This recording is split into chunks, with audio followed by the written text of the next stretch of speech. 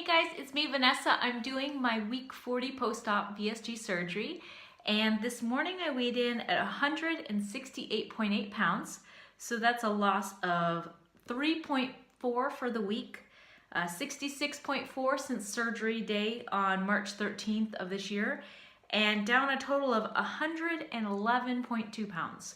Last week went really well. I actually stayed on track for the whole 5 days. I stayed within, I think it was about 1,200 calories, definitely under 1,300. On Saturday, I stuck to a little bit under 1,800 calories, but Sunday I didn't do the best. Sundays, I don't know what it is, but that's the time where if I allow treats on Saturday, sometimes that runs over through Sundays. So I'm trying to figure it out, trying to find ways to get better at tracking on Sundays. I'm a work in progress, obviously, so it's something that I know I need to work on, and so I'm going to work on that, especially for 2018. That is my overall goal, is to every single weekend track and make sure I stay under that 1,800 calories. Because when it goes over 2,000, I notice that my loss is not as great. And that now that I'm getting closer to goal, which now I'm under 20 pounds until goal, I really need to focus on the calories, especially on the weekends. Weekdays, I have those down. Exercise too, I started 21 Day Fix Extreme last week, and I did all 7 days. It was really, really fun, actually. I really liked it. It's one of those that I know I can get tired of soon because it's the same workout every single day of the week. So every Monday you have plyo, every Wednesday you have Pilates, and every Sunday you have yoga. So it's like the same layout every single week, but it's only for 3 weeks that I'm gonna do it. So I can do it for 3 weeks. I don't know about longer for that. So I'm excited about the new programs coming out in January, which I'm going to do. So that is what I'm gonna choose to do. And this is kind of like a step to get there where, you know, I've done 21 Day Fix before. It's a lot easier. 21 Day Fix Extreme, there's a lot of things that I was not able to do. I did bump up my weights, which helped, but there were times where I had to take breaks. It's intense, so it's a good starter program when you want to do 80-day obsession. So that, I really like that, but I don't know about doing it longer than 3 weeks. It's one of those where I get bored of workouts, and so that's kind of why, if that makes sense. So working out, I did really well. Eating, yes. I did meet with my surgeon last week on the Wednesday, I believe. It was the 13th of this month. And everything went really well during the appointment. He actually was very happy with my weight loss so far. I think I lost 20 pounds within the 3 months. So from 6 months to my 9 months, I had lost like 21 pounds or something like that. So he's really happy with my weight loss. We did talk about goals, healthy goals. His first for me was 160 to 170 when I saw him at my 3-month post-op appointment. And this time when he saw me, he says, wow, you're doing really well. He didn't expect me to do so well, I guess. So he moved my goal now to 140 to 150. So I'm gonna start with 150 as my main goal on the higher end, because when I was younger, about 19, 20, I was between 145 and 150. So I think 150 is a good start for my goal, and that's a little bit under 20 pounds. And then once I hit 150, then I will, you know, do my normal exercise, my dieting, all those things, and I'll find out exactly what my goal will be after that. And I will allow my body to lose when it wants to lose. Or if I'm happy with the way I look at 150, I'll stay at 150. Now, we did talk about skin removal. He said I don't have to wait a year to have skin removed after I reach my goal. I don't know though. I'm one of those, if you've been in this situation, let me know how long you waited. But I want to make sure my weight is stabilized before I look into any skin removal, because I want to make sure that, you know, I'm going to not lose more after. I don't want more saggy skin. You know, when I get the tummy tuck or, you know, the arm, if I take care of my arms, I want to make sure that I'm at a stable weight. That way I keep that weight loss and then I don't lose more and then have to go back to get more skin removal. So that is my overall goal, is just kind of, you know, see where it takes me when it happens. You know, I don't know yet. It's one of those things where this is very new to me. You know, for 14 plus years, I have been obese. So this is weird. This is really weird. I'm almost 39 years old and I'm the smallest I've been in 14 years. So I'm very, very happy with my results. And it's one of those things where it's a little scary because I don't know what's in the future. I've never been there, you know? So it's before I had my daughter. Yeah, I was at 145, 150. This is different. This feels different. It's one of those things where I can now fit into sizes I wore when I was at 150. So my body's a little different. I don't know. But then again, size changes, they've changed, that type of thing. So, but everything's going well. My goal, of course, is to get to 150 and then see what else happens after that.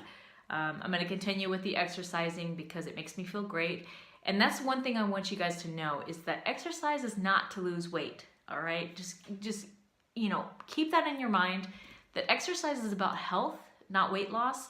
Yeah, the weight loss is an outcome of exercise, but diet is majority of weight loss. And when you're looking at exercise, you're looking at bettering your life and being more fit. You know, cardiovascular. Cardio is excellent for your heart. Weight training is excellent for your bones, bone density. You know, as you get older, you start to lose bone density. Well, weight training is going to help build that up and stop you from breaking bones later on down the line when you're like in your 60s and your 70s.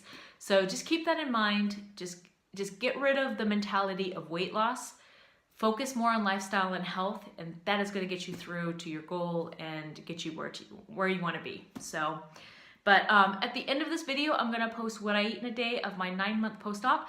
I actually, I did it on a Friday so that you guys could see a variety of what I eat. Usually Monday through Thursday, I'll eat the same thing throughout the week. Fridays, I have more leeway.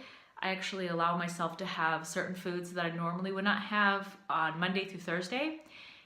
I still stay though within calories. So even though I'm having the treats and the different things, I still stick with my calorie amounts. I just have different stuff instead. And then I think at my year post-op, I'm going to do a weekend of what I eat in a day to allow you to see what I normally eat when I'm not counting calories per se. You know, I'm not sticking within like the 12 to 1400 calories on the weekends. I'm allowing myself, if I want 1800 or 2000 calories, I'll have that. That's when I have my treats that I normally don't have during the week. So yeah, I think that's what I'm gonna do. So, but you guys have a great week. I will keep you all posted on how everything goes as far as, you know, goal weight. I know it's going to be a longer journey right now at the very end because I hear like the last 10 pounds are the worst to get off.